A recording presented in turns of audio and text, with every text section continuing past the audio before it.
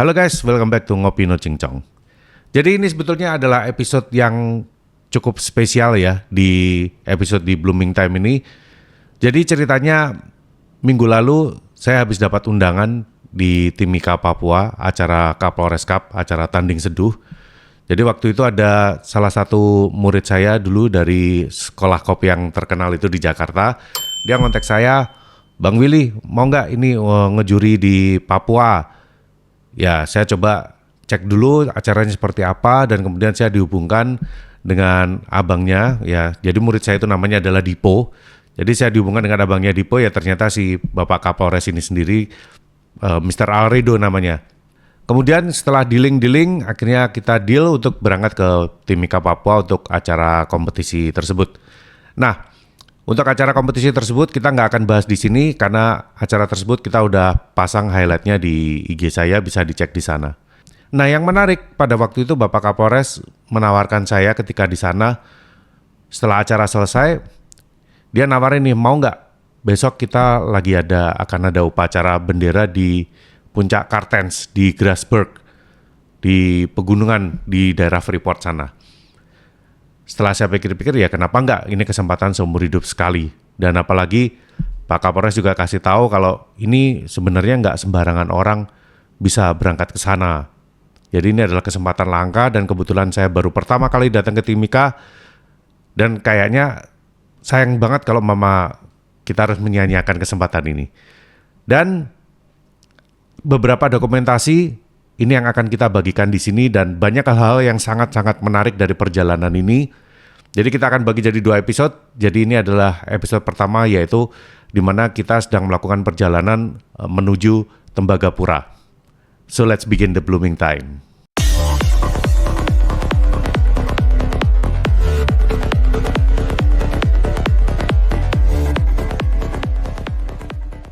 Jadi di awal perjalanan ini saya tidak punya bayangan sama sekali ya kayak gimana atau seperti apa Freeport atau perjalanan ke Tembagapura itu sesulit apa dan semenarik apa, benar-benar saya nggak punya bayangan. Dan sebenarnya di awal-awal saya juga malah nggak ada kepikiran buat ngonten karena saya juga pengennya ya udah dinikmatin aja perjalanan. Saya cuman pengen ngerasain, pengen lihat dan lagian kan bukan acara kopi-kopian. Jadi benar-benar di awal-awal saya nggak ada kepikiran buat bikin dokumentasi. Jadi di awal-awal video ini, di hari pertama ini, terus terang dokumentasinya cukup minim sekali, apalagi di awal-awal perjalanan. Jadi rencana awalnya adalah kita berangkat pada hari Rabu tanggal 19 pagi, kita jalan ke atas, kemudian upacara akan dilakukan pada tanggal 20 di Puncak Kartens dan siangnya kita pulang. Jadi di sana kita ada waktu sekitar 2 hari 1 malam. Dan ini adalah perjalanan di hari pertama. Dimulai di awal pagi-pagi ya, jadi jam 6 pagi itu saya udah dijemput oleh Bribda Amar, udah dijemput untuk titik kumpulnya adalah di rumah Bapak Kapolres. Jadi rumah kediamannya benar-benar masih di dalam Polres Mimika sendiri. Jadi ada Polres dan di belakangnya itu tempat tinggalnya si Bapak Kapolres. Jadi kita pagi-pagi jam 6 setengah 7 saya udah nyampe di sana dan udah nunggu teman-teman dari media yang lain. Jadi rombongan dari Pak Kapolres yang berangkat adalah Pak Kapolres sendiri, kemudian saya dan juga dari teman-teman media ada 4 orang, yaitu Bang Dias, Bang Terry, Mbak Salma dan juga Mbak Anya. Yang saya nggak menyangka juga ya ternyata perjalanan menuju Tembagapura itu harus benar-benar dengan protokol yang cukup lengkap. Jadi ketika kita berangkat, kita menggunakan mobil Land Cruiser LWB yang memang udah di-setting untuk anti peluru. Jadi agak ngeri-ngeri sedap nih. Nah, terus kemudian protokolnya juga yang duduk di paling depan yaitu Bapak Kapolres, dia harus pakai body vest atau jaket anti peluru itu, dan juga yang duduk di belakang 2 orang itu juga harus pakai body vest juga. Jadi karena yang duduk di belakang cowoknya ada 3 orang, saya, Bang Dias dan Bang Terry. Jadi mereka berdua yang menggunakan body vest dan saya enggak. Karena memang ini daerahnya juga termasuk daerah rawan, jadi memang protokolnya memang harus cukup ketat. Jadi sepanjang perjalanan ini kita akan berhenti di beberapa titik ya, dan kebetulan saya pun juga nggak inget nama titik-titiknya ya, karena di sana di Timika itu sebetulnya perjalanan sepanjang dari Timika ke Tembagapura itu menggunakan angka. Jadi seperti berhenti di pos 40, di mil 58 berapa, dan ini kebetulan saya juga nggak mencatat, jadi saya lupa itu kita berhentinya di titik-titik berapa. Jadi kita berangkat, selama perjalanan di awal-awal memang situasinya berdebu banget, dan saya dari dalam mobil untuk melihat ke depan di kaca aja juga kayak berkabut putih gitu karena debunya memang cukup tinggi.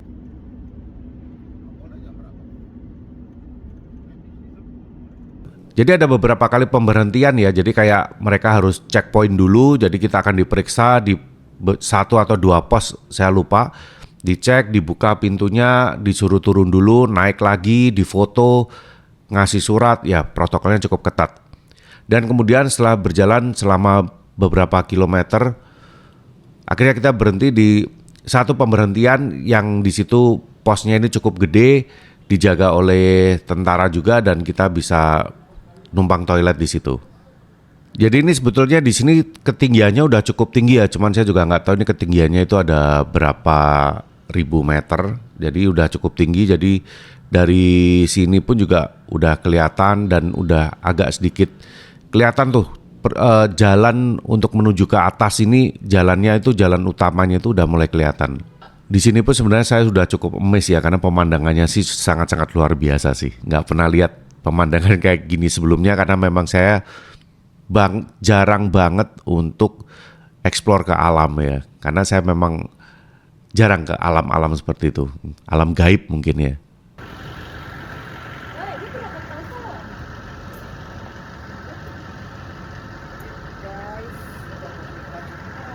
Jadi di sini kita berhenti sejenak untuk istirahat, buang air dulu, dan ya foto-foto, ambil video. Dan ini adalah foto saya bersama teman-teman dari media, kecuali minus Mbak Salma karena ke toilet nggak keluar-keluar lama banget, jadi ditinggal foto selfie.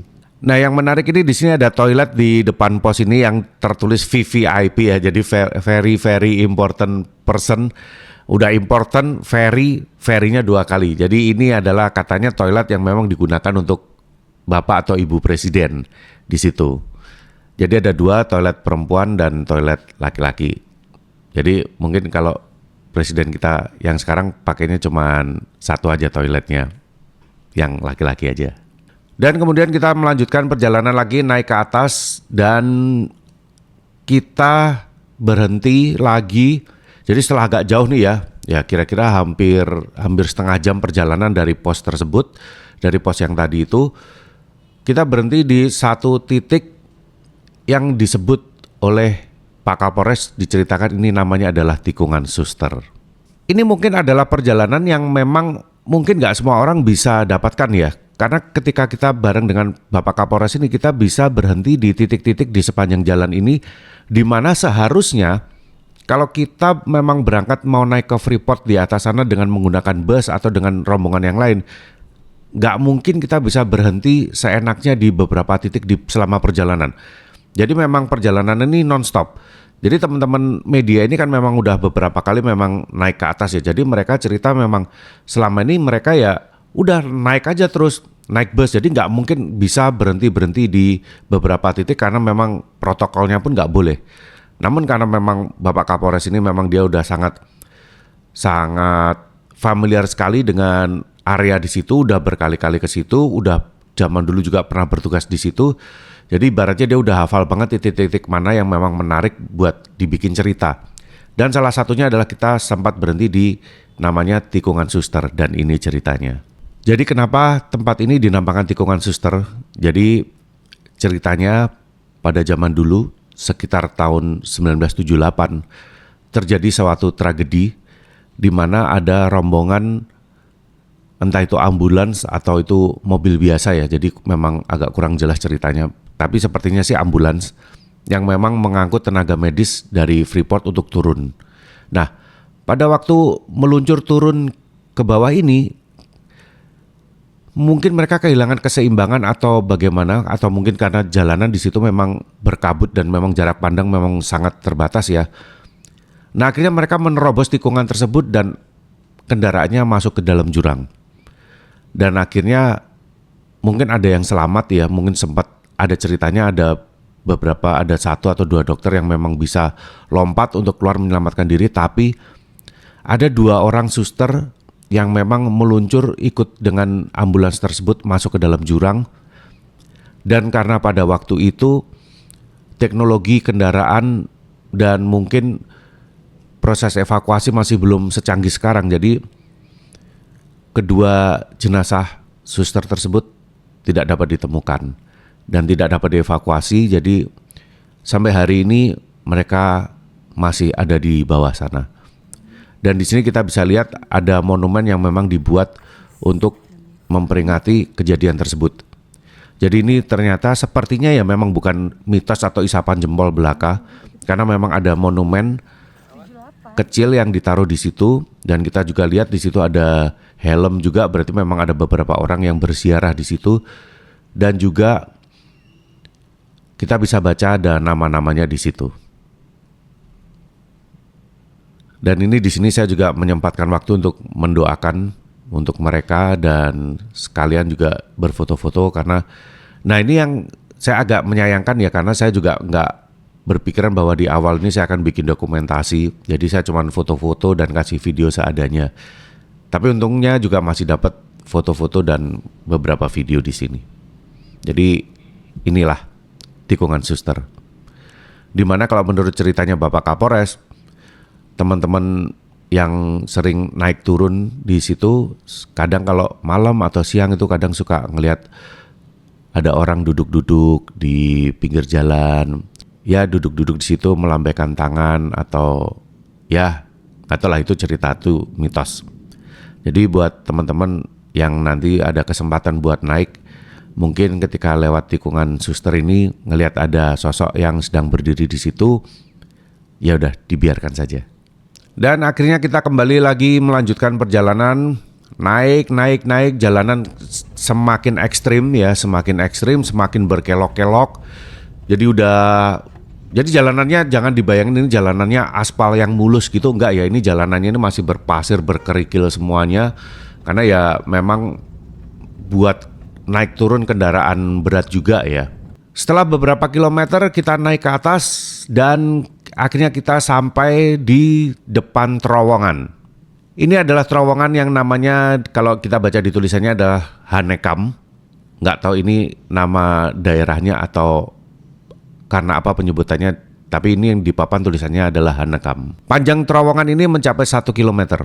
Dan seperti yang bisa kita lihat di papan, ketinggian lokasi ini ada di 2.500 meter di atas permukaan laut. Jadi udah cukup tinggi nih, udah di atas 2.000 banget nih, udah 2.500-an nih tingginya. Dan tentu saja hawanya juga udah mulai semakin dingin di sini. Terowongan ini dibangun pada tahun 1971, jadi memang benar-benar dibangun pada awal-awal Freeport ini berdiri ya. Dari masa-masa awal Freeport ini dibangun dan terowongan ini udah dibuat, dan tiap tahun, tiap periode pasti ada pembangunan, ada renovasi, dan ini adalah terowongan yang udah bisa kita lewatin dengan cukup aman hari ini. Setelah keluar dari terowongan, kita tetap terus naik lagi, dan jalan, ada beberapa jalan yang makin lama makin menyempit ya. Jadi ada satu tikungan yang memang di situ juga ada lampu, apa ya istilahnya, kayak traffic light-nya. Jadi lampu abang hijau kuning ya, lampu merahnya. Jadi ketika lampunya menyala merah berarti ada kendaraan yang akan lewat, jadi kita nggak bisa lurus, jadi kita harus berhenti dulu menunggu di situ sampai lampunya hijau.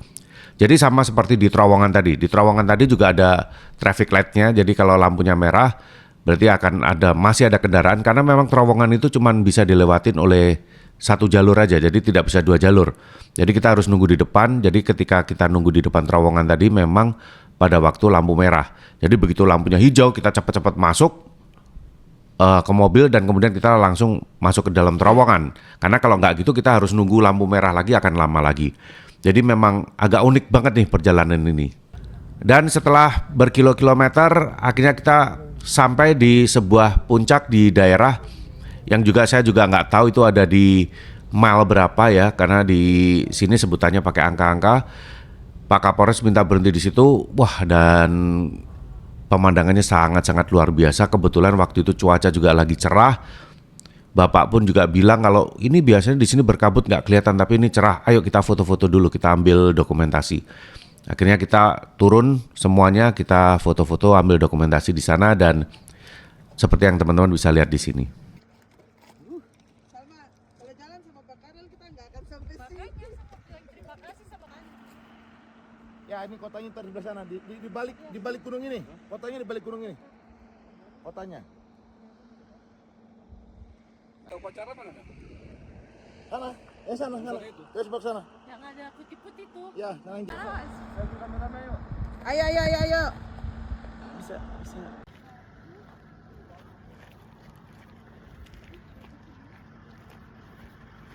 Kita kembali melanjutkan perjalanan ke arah Tembagapura dan akhirnya setelah memakan waktu sekitar 3 jam ya, 3 jam lebih perjalanan, 3 hampir 4 jam, kita sampai di kota Tembagapura, which is itu adalah kotanya Freeport. Jadi di sini bukan kota buat tempat penduduk, bukan, tapi ini adalah kota buat para pekerja yang untuk tinggal di situ, dan juga di situ banyak mungkin mes-mes di situ yang salah satunya akan kita tempati untuk malam itu. Dan kita perjalanan langsung menuju ke Polsek di Desa Banti. Jadi dari kota Tembagapura lurus lagi dan ada jalan menurun dan akhirnya kita tiba di Polsek Banti. Di sini Desa Banti ini memang banyak pemukiman dari suku Amungme yang di daerah situ dan memang letaknya memang sangat-sangat dekat sekali dengan Tembagapura ini. Dan di situ kita disambut oleh bapak-bapak polisi di sana dengan wah gila. Ramah banget, luar biasa ya, dan kita disambut sana ya, saya diajak ngopi-ngopi dulu, ngobrol-ngobrol ya. Bapak Kapolres juga masih ada beberapa hal yang untuk disampaikan kepada para teman-teman di Polsek sana. Dan juga yang nggak kalah menarik ya, di sini saya juga untuk pertama kalinya saya ngelihat di Papua ini ternyata masih ada banyak daerah yang memang kesulitan untuk mendapatkan pendidikan. Jadi di sini teman-teman di Polsek menceritakan pada saya bahwa anak-anak di sini agak kesulitan sekolah karena sekolah yang ada sebelumnya udah rusak dan ambruk. Jadi anak-anak ini ditampung di Polsek untuk bersekolah di sana. Jadi ada gurunya juga dan anak-anak ini sekolah di dalam polsek tersebut. Jadi mungkin ini yang harus kita sedikit renungkan ya, betapa beruntungnya kita di tanah Jawa ini, akses pendidikan mudah, segala sesuatu, transportasi semuanya gampang dan infrastruktur semuanya komplit, bagus. Tapi di sana masih serba kesusahan, bahkan anak kecil yang pengen sekolah aja sangat-sangat kesulitan. Dan di sini di Polsek ini pun mereka juga kasih makan siang buat anak-anak ini. Jadi memang nggak ada program MBG masuk ke sana ya. Jadi mereka melakukan ini jauh sebelum ada program makanan bergizi gratis. Jadi memang mereka tahu anak-anak ini memang kurang mampu dan diberikan sekolah di sana dan siang dikasih makan siang ya seadanya dan sederhana. Yang penting kebersamaan, mereka bahagia di sana dan senang bisa sekolah dan dapat akses pendidikan. Salut buat Polsek Tembagapura. Olivia. Salut Bapak Kapolres. Saya mau tanya. Kalau jadi Kapolres mau bikin apa?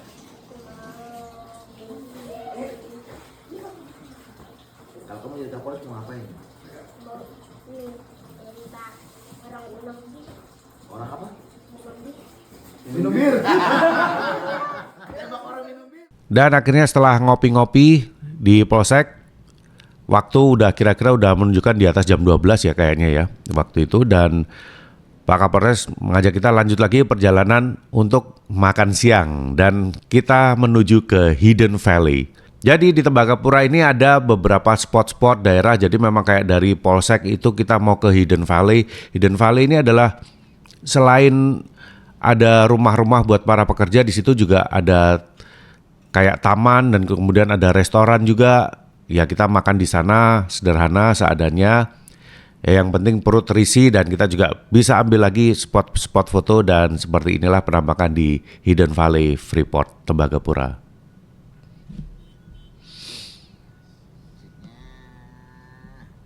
Setelah makan siang kita menuju ke mes masing-masing ya. Kita menuju ke mes, jadi Pak Kapolres dapat tempat sendiri ya. Jadi nggak dijadiin satu dengan kita tim media. Jadi kita antar dulu Pak Kapolres di satu mes gitu dan kita nggak lihat dalamnya gimana. Tapi kalau buat Pak Kapolres harusnya sih dalamnya bagus. Dan setelah Pak Kapolres di sana kita pindah ke menuju tempat kita menginap di salah satu mes. Jadi area ini disebut namanya Prambanan. Dan ketika kita masuk ke sana, wah, ternyata ini dia penampakan kamarnya.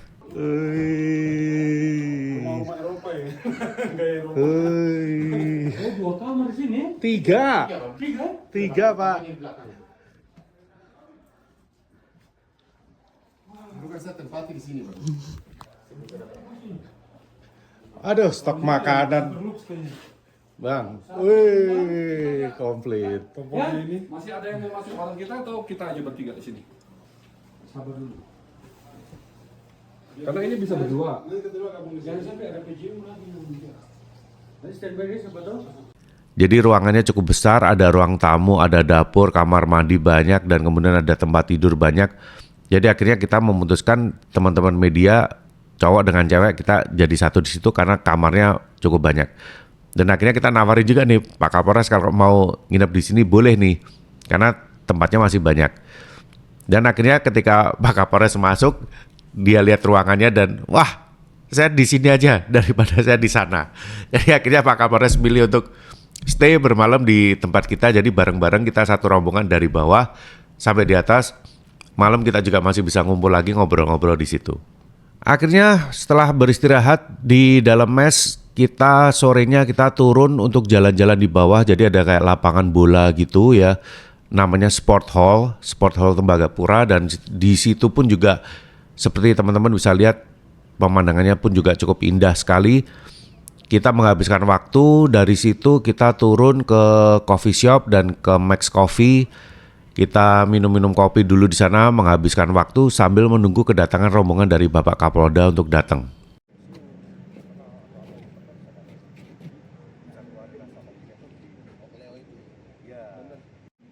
Nah kalau Cleo kan dia masih nol tuh, baru tuh dimainin tambahin mineral apa, magnesium, tambahin pH-nya apa, nah gitu. Nah tapi rasanya itu beda, dia membuka sendiri. Nah kalau yang UHT itu karena dia panasnya terlalu tinggi, dia kayak proteinnya glukosa itu banyak yang down. Malam sekitar jam 7 atau jam 8 itu rombongan Bapak Kapolda udah datang semua dan kita semua menuju ke lokasi di salah satu restoran yang namanya Lupa Lelah, dan di situ kita makan malam di situ. Dan setelah selesai kita balik ke mes masing-masing semua dan kita beristirahat untuk melanjutkan perjalanan keesokan harinya. So ini adalah rangkuman dari hari pertama kita perjalanan menuju Tembagapura dan bagaimana perjalanan kita untuk menuju Puncak Kartens keesokan harinya. Kita ketemu di episode berikutnya.